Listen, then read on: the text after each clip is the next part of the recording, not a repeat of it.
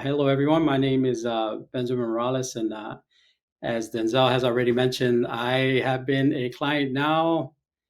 I want to say Decemberish of 2021. Which now that I say it, I'm like, wow, time just flies by. Yeah. But that's when Denzel really I invested in myself. I invested in what Denzel teaches, his philosophy, his way of doing things, and it's been just a total game changer for me and my family personally. So I don't regret it at all. Beautiful, beautiful. And tell us about your background, your career. Sure. So I've been in banking, oh gosh, almost 20 years now. I've held like several different licenses in my time in the banking industry. I've been a loan officer. I've held Series 6, Series 63 licenses. I still currently hold my life license now. I've had different roles as a banker, relationship manager, financial advisor, and then the last role I had was a branch manager, and a business development officer. So pretty much all the different types of roles that one could imagine or one would try to pursue going up the ladder. I've pretty much done a lot of them. So I did that for almost 20 years, 20 years. And to your point, Denzel, I started my journey really just in finances, like I said, 20 years ago. But I found that it wasn't enough. The brick and mortar finance and the brick and mortar education that we get when you're in the industry, it wasn't quite enough. It wasn't what I was looking for long term for something that'd be really impactful for my life and for the life of my family, and now for the clients that I'm servicing. Yeah, I find that very interesting when I speak to people like yourself who are in the finance industry from the perspective of either being an employee for an institution. So that means you work for a financial institution. Oftentimes you're in the finance industry, but it's almost like you're not experiencing maybe some of what successful entrepreneurs or other business owners or those that learn financial strategies for themselves to achieve certain financial goals. I find that very interesting where it's like, wait a second, you would think the amount of access one would potentially have, like yourself, and yet, to your point, there's this lack of education for you personally. There might be products and services that are being provided to the customer and they're being happy, no doubt. But then there's you, the one that works for the institution, and there's a little bit of a gap in support there. So, with that, at what point did you start to look elsewhere That's for knowledge? When did that spark? Like, okay, I'm not getting enough. Why is that? And then you took the next step, which was seeking information, new yeah. information. I think that's a great question. So for me, I can remember pretty much exactly. It was right around the year 2017, 2018, and I started just investing in myself and getting knowledge. Right? You often talk a lot about the best investment that we can make is the investment that we can make in ourselves. And so during that time, I started to read the book by Dave Ramsey. I am a believer, so I didn't have those kind of discipline down. But during that time, I started reading his book. I started really putting those 7 baby steps into practice, and I did it for so because very soon, that was in 2017 ish. I knew that in 2019, my wife and I we were going to be celebrating a 25-year anniversary, and it had always been a dream of my wife to go to Hawaii. So we were trying to. I was putting all my ducks in a row to make that happen. Paying off debt as much as I could, being diligent, saving, doing all the things that all the financial gurus that they recommend. And then I just got to a point where I really got where the click for me really happened was when we got to baby step number 6. And if you know anything about the Dave Ramsey coaching, is baby step number 6 is you paying off your mortgage. So I had did 1 through 5, and I was flowing right along. And then when I got there, just something inside of me, and I think it had to do with the experience that I had being in the bank and being aware of refinancing, being aware of mortgage rates, being aware of resetting the upfront costs when it comes to mortgaging, I didn't want to go ahead and do that. So I just started seeking information. I got exposed first through the velocity banking concept through, a lot of the people already that I may mention, Matthew Pillmore, VIP Financial. I got exposed to the Kwok brothers as well. What Um, year was this? that was probably the ending of 2018, maybe, Oh, okay. or rather the ending of 2017. So for the next year, usually about a year and a half from, I would say, from the ending of 2017 all the way into 2019, I was just studying velocity banking. And one of the things, like you mentioned, for me, it was just on paper, it was just too good to be true. So when I studied the concept, I was, this can't be, and I think that was the banker in me, that was the person trained in that particular world in me, that didn't want to accept it, that there was another way, that you didn't have to go through your standard consolidations. You didn't have to go through your standard procedure in order to have a better financial situation and better financial outcomes for yourself. So it took me probably about a year and a half, maybe a little bit more than a year and a half, to really understand the concept and really start to put it into place. I think in 2021, that's when I acquired my first velocity banking tool, my debt tool, which was a second position HELOC. And What I did it with the intent just to test the water, so to speak. I really wasn't 100% sure, but I had done, like I say, about a year and a half of studying. I said, I'm going to do this. what year was that? That was about 2021, I want to say, Okay. or 2000. 2021 I you think that back, it acquired. was about 2020. 2020 is when I acquired, and which was, if I'm not mistaken, right as I started to put it into practice, was right around the time during the COVID, like you said. And then Hmm. during the last part of that year, I had already found you the year before. I was following you for probably almost a year at that point. Okay. And then the latter part of that year, I believe it was, is when you did a video, and you opened it up to really take on clients that really wanted to go to that next level financially, and really start to not just put this strategy into place, but some of the other strategies that you talk about and teach about a lot, like infinite banking. Yeah. And really, I started to look at it from a different angle. Now I'm like, wait a minute, this is making more sense to me. The more I study it, the more I practice it, is making more sense to me. That's what, like you said earlier, that's what created that passion in me to, I went from, I think I can do it, I definitely can do it, and now I want to teach other people how to do it, because I saw how impactful it was in my life. So you asked earlier about the impact that it made. I think once we talked, you said, "Hey, would you consider doing it in a second position?" That was, I believe, in October or November of 2020. I went and then I changed it from a second position to a first position HELOC.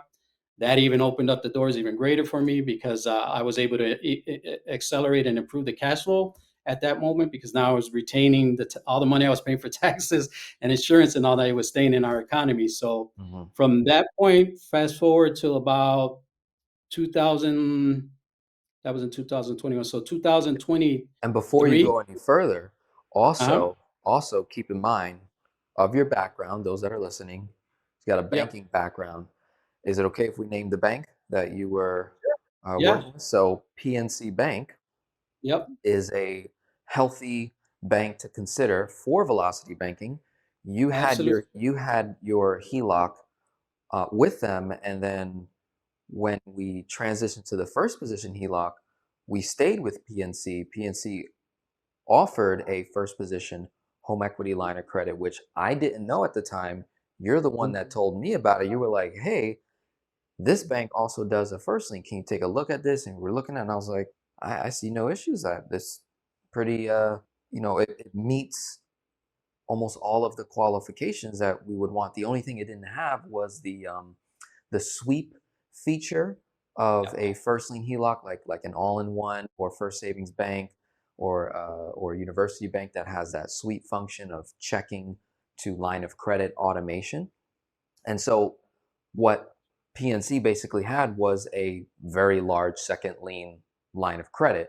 In the Yes. first position, we removed the mortgage, and you have the PNC checking account, you got the PNC HELOC, and you're just making manual, transitions in and out of the tool. And we were able to, I believe, lower your rate down. We Yep. had a fixed rate for a period of time, if I'm not mistaken. That was the real attraction there, because now we're talking COVID 2021, we see interest rates fall, right? Crazy. And they were super low. And so you totally capitalized on that, refinanced your mortgage. Instead of up, you went down, and then had access to this whole entire line of credit, of which you Yep. were, doing velocity banking even more efficiently with. So I wanted to, really No, no, point that's that huge. out. And I'm glad you really mentioned that because that was and I remember the question you asked me was that, have you considered a second line of credit? To which I really hadn't. But then you talked about efficiency, right? And I know in your videos and your content, and for all those that may watch this video later, not all HELOCs are made the same. And Right. Denzel, there's nobody else that can really break it down and give you the importance of why efficiency is so key when it comes to implementing this strategy. And just that one question and just that one change, that was huge for us because it made the efficiency of the HELOC like second nature. So we can move money from, like you said, money down or money up because it's all in the same bank. Money goes back and forth literally in seconds. And that was a huge factor in how a truly efficient HELOC and with the velocity banking strategy will work for you. hmm So 2020, 2021, we're rocking with the second lien HELOC. That was at PNC, correct? Yes.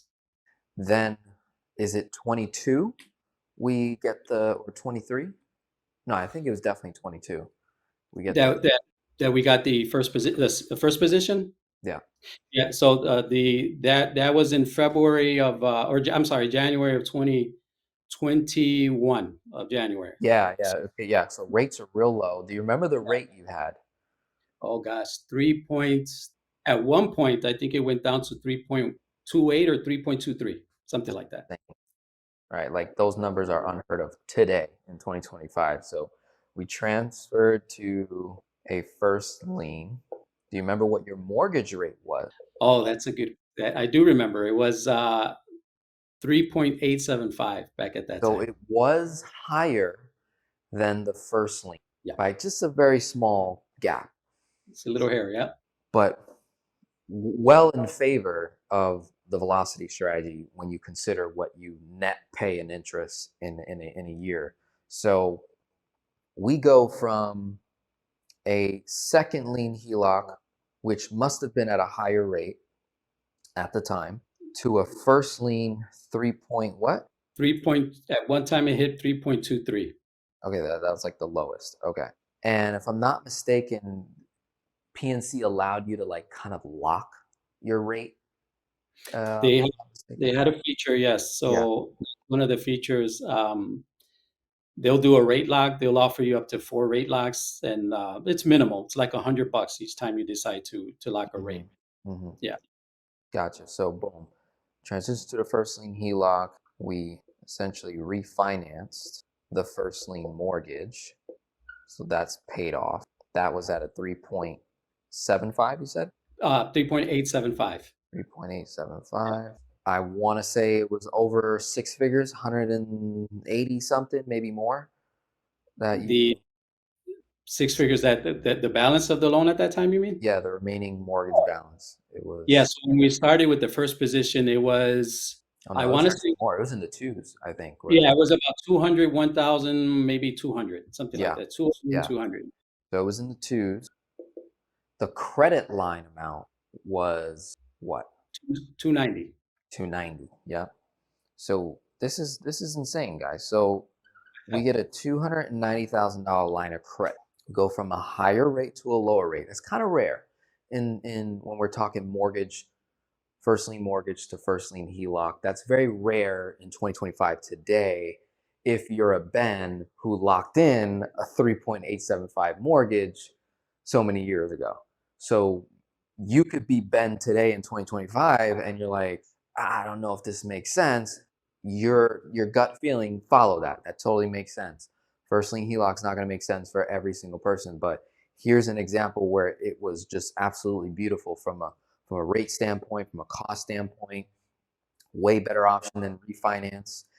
He's unlocked 90 plus $1,000 of equity in the home. So Yeah. we got a $290,000 line of credit. 200 of it was the mortgage balance, now paid off. So now escrow's gone, and we've got 200,000 ish owed in the line of credit, which he's now just plowing with all of his income. So he no Yeah. longer really has a mortgage payment, no longer has an escrow payment, homeowner's insurance that he has to dish out on a monthly. He's now responsible for that from the HELOC. So now we're talking additional dollars that are just sitting parked in the line of credit. And this is 2021 and onward. And we're still working at the bank at this Yeah. time. So I'm pretty sure you got a deal, as an employee. And so a lot of those that are listening that maybe work for financial institutions, you might get some inside deals, some better rates, some discounts, some additional offers, some benefits that you can absolutely lean on, and it just improves the strategy that much further. So that's awesome to see there. And I just want to take it to the whiteboard so people can kind of see the timeline here of like the genesis story was whatever education Ben was receiving from the institution, which was not a whole lot, enough to obviously get by. Then he takes it up a notch by seeking out information, finds Dave Ramsey, Financial Peace University, read his book, takes action on it, gets to step 6, gets to baby step 6. And this is honestly how I meet a lot of you guys. You guys are in the baby steps, and you get to maybe third, fourth, fifth, sixth step, even seventh, okay, and onward, and you're like, you hit a new block, and you're like, is there more information? I'm not getting anything else out of this. So then YouTube comes like the first place, or social media.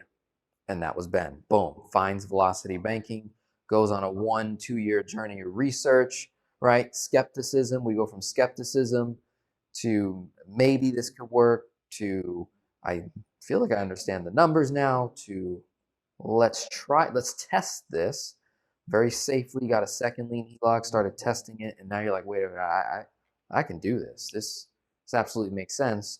To then 2021, you now take on coaching. This is your first introduction to the concept of financial coaching, correct? At this point? Yeah, the latter part of 2020, I believe, is when you and I spoke, and Yeah. I took you up on your price. So it was like in November, I believe it was, Yeah. So coaching and then slash, yeah, we absolutely took off in 2021, and yeah, we you did. know, yeah, the rest has been just amazing. Beautiful. I love this. So this is really cool to just document this, and I've got tons of stories. And again, anyone listening that you're a client, we're working together, and you're like, I want to tell my story from my mouth, all right? Because for the most part, I'm telling other people's stories when I'm mapping out the case studies, and so it's awesome to get it from the source, right? This is not coerced. This is like real life information, real life situations and obstacles and challenges that you're going through. And now it's end of 2021. You get the first lien, you're off to the races, you're moving, you're rocking and rolling at this point. And what's next? What other results start to occur out of this now that you're in the first lien position? So at that time, I still had a healthy savings Right? in place, because obviously, through the Dave Ramsey school of thought, right? He teaches about that and making sure that your reserves are there. I think we had gotten to a point where we had maybe 12 to 13 months of expenses in a savings account. And that was when, through yourself and others in the industry, I started to learn more about the infinite banking concept. Okay. And so This is one of the things I'm so 22 grateful for now? myself, I'm sorry? 2020. This is like 2021, 2022? So this is, let's say this is ending 2021, to like, yeah, throughout 2021. And then in 2022 was when we actually talked I believe it was maybe February, March 2022. You and I started talking. I like a lot of other things. When I tried to educate myself, I really immerse in it. I just watched hours and hours and hours of content, probably more than what I should have, but many late nights just learning it, right? Because, like I said earlier, it's not something that's common education. They really don't talk about it much. So you really have to go outside the brick and mortar. You also have to go outside, unfortunately, just the university and really do your own research. And that's when I started learning about the IBC concept. And I'm so grateful for that because I after being in the banking industry and then now as self-employed, I see that I was underinsured, right? And I wasn't well insured, and I didn't have the right type of insurance policies in place. So again, through your leadership and your mentorship and following others like Caleb and some of the guys that are well known in the industry, I was able to transfer those funds and start building whole life policies for myself, for my wife, and then our we have 4 kids, so all of our kids as well. My 2 oldest, they're adult children. They implemented their own whole life policies, Right. and we also implemented whole life policies on our younger children as well. Yeah. So we put between 2022 and 2024 or three, we put about we put 6 policies in place, one on each member of the family, right? Yep, Which is like just that when I look back at these things, it's like that wouldn't have happened if you didn't continue to grow in your financial education. yeah, You didn't 100%. you didn't have arrival syndrome, right? Where it's like you think you arrive, you think you know it all, and that's it. That's You're right. like, no, I think there's more. I think there's more. And even through our relationship, you're like, I think there's more. And then, on this channel specifically, you could go down a few different rabbit holes when it comes to the different things that I talk about. So some people will just watch velocity banking content and never touch the insurance. Totally fine. But you get to a point where you've exhausted all you can about velocity banking. It gets to a point where you reach the end game. And typically the end game, what I see with velocity banking is once you get to the first lien HELOC, it allows you to really think, okay, my mortgage just got paid off in one shot. Yes, there's that balance remaining, but it's different. It's in a different place now, and I have more control Absolutely. over that debt balance. If I lose my job tomorrow, I don't have the pressure of having to come up with a mortgage because I have over 6 figures of equity in my home that I could use to self finance just the interest cost of that balance, not the entire principal and interest, property taxes, and insurance payment. That's huge.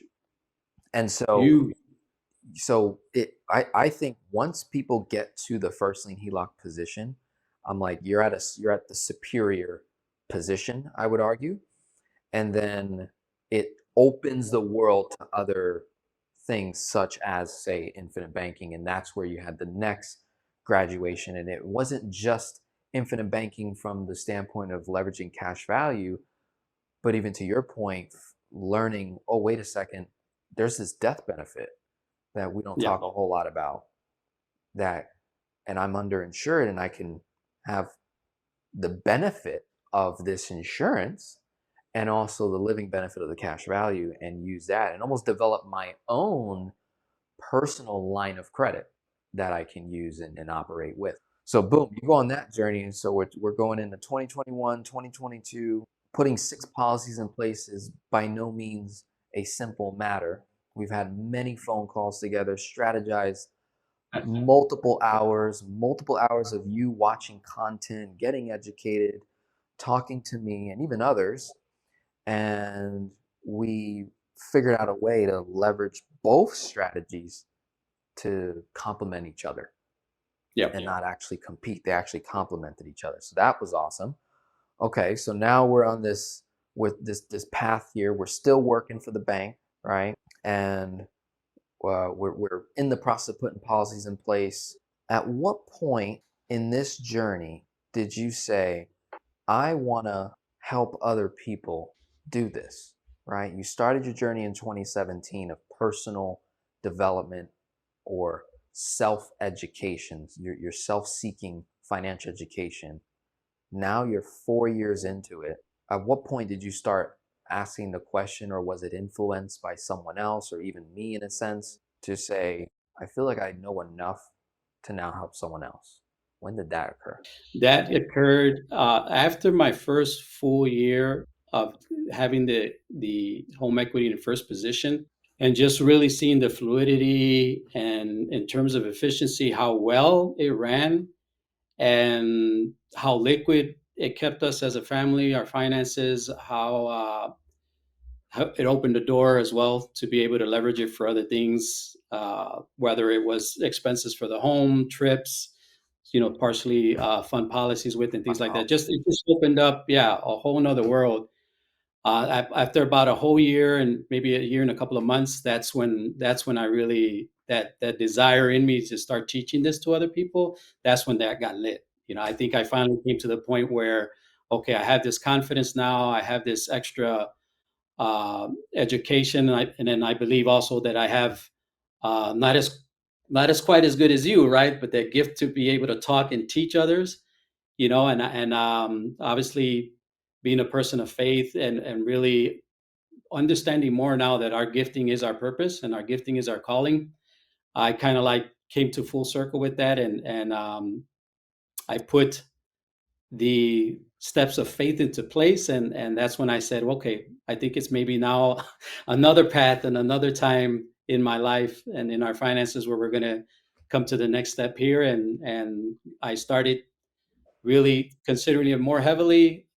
And what really did it was seeing you grow over time, then seeing other of your people that you have mentee have success with it as well. Mhm. And I said, well, I mean, if they can do it, I mean, I know I may not be the full, the best in terms of the knowledge and other things right now, but I feel that at least I have enough to be able to, articulate what I want to do. I feel I had the right reasonings behind it. That my why is important to me, and for not just for the people that my family, and for really honing in on who God wants me to be as an individual. And so I took that leap. So I would say it happened probably uh, early, maybe mid 2022. Yeah. Yeah. And But then even what? though it happened that time, I think I was chicken for about another year and a half. Yeah. Yeah. I still had cold feet, man. It happens, right? No, because think about it. Like, again, I want to recap this and take it to the board and just see the correlation here. Notice how, okay, 2017, we come across new information, and there's a time frame of what you said earlier, how you've got to immerse yourself in it. You learn as much as you can, then you go take action with it. Boom, that was with Dave. Then you did it again on YouTube with finding all the different velocity banking influencers. And then you took about a year or two, immersed yourself, 2020, applied it. Then about a year, 2 years of like doing it, boom, we discover infinite banking, immerse, right? Put all these policies in place. Now you're doing it. Boom, 2022, and then even going into 2023, you're immersing yourself in this idea. Hey, wait a minute. I think I want to serve people totally different. Like, I've worked for the financial institution for 2 decades.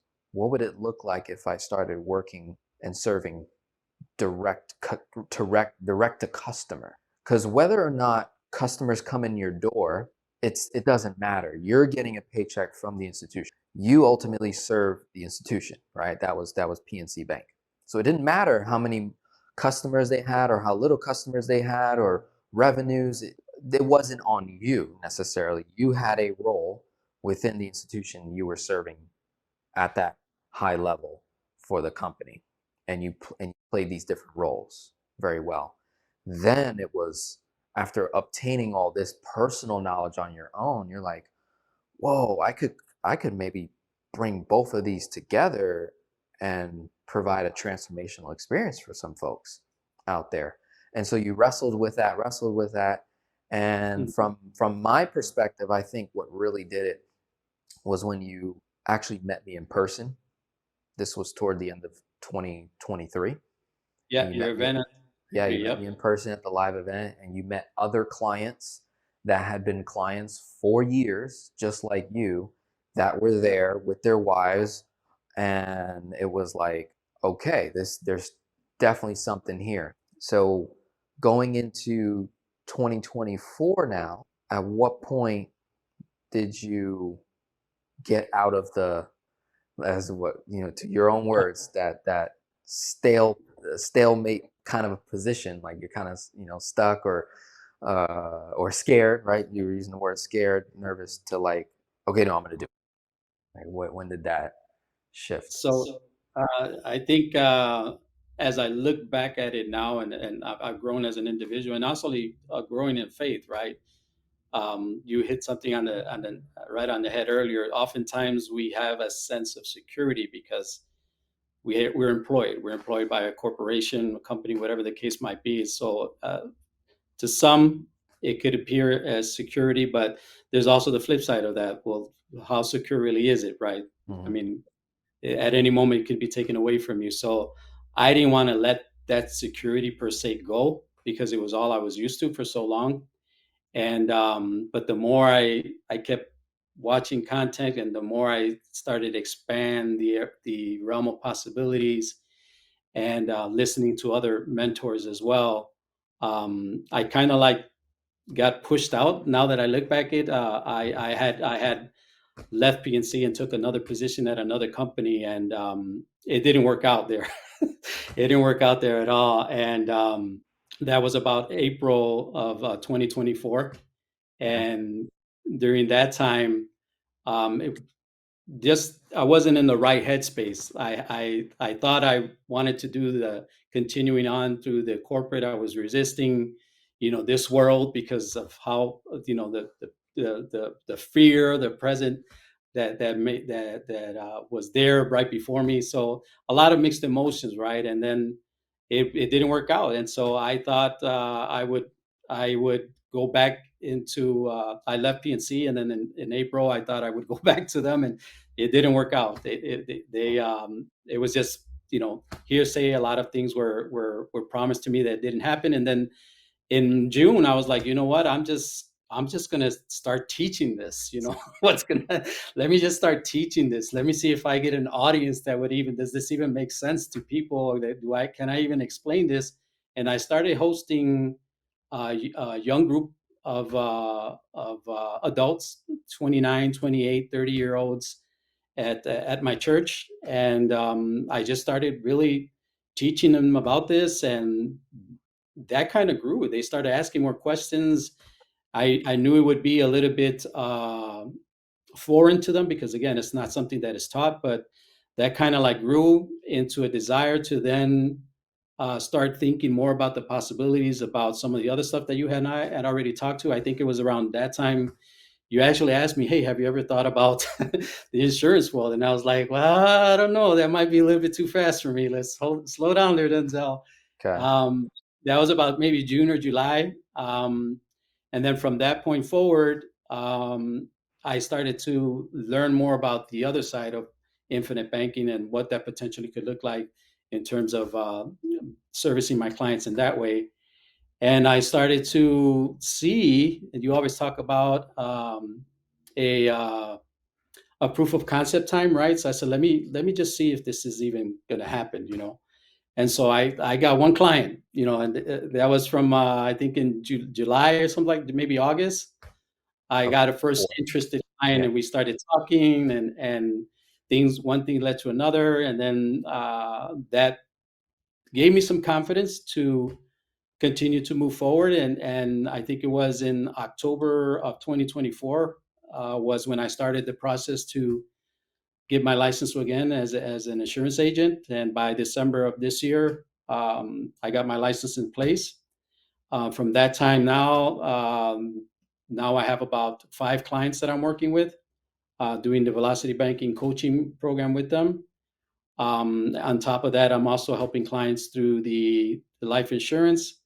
And then right around that time in October as well was when I got the confidence to launch my own YouTube channel. So since October, now about 8 months, I've been on YouTube. It's under Benjamin Morales. That's my channel. And through your tutorship and you helping me and I know we've done business with others as well. Just a whole group of really well intentioned people that the Lord has put in my path, like yourself and others, Yeah. that has given me so much confidence to at least, no matter what happens from this point forward, I'm just so happy that I took the chance to do it. Oh yeah, big time. That I feel the same exact way. 2018, my leap, very similar to yours, was starting a YouTube channel, creating content.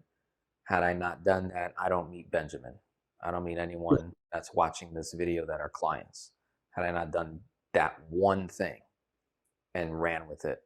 So in your financial journey timeline here that we can see on the board is we discovered the thing right around here, right around 2024. So we're talking years of coaching, educating, building, self-service, right? You're building your own personal financial education path, right? You're paying off debts. I mean, could are you able to give a estimated number of the amount of debt you've been able to pay off in this time frame? Right. So by when we started with the first position in 2021, fast forward 2 years to October of 2023, we started at 201,200. By October 2023, we were at like 90,000 Mm, that's awesome. So is being what able, we had. Yeah. I being able to remember that show off. specifically because then, that year was the year that, we had a quinceañera for our daughter who was, obviously turning 15 back then. But I think that's the beauty of this tool. That's really the beauty.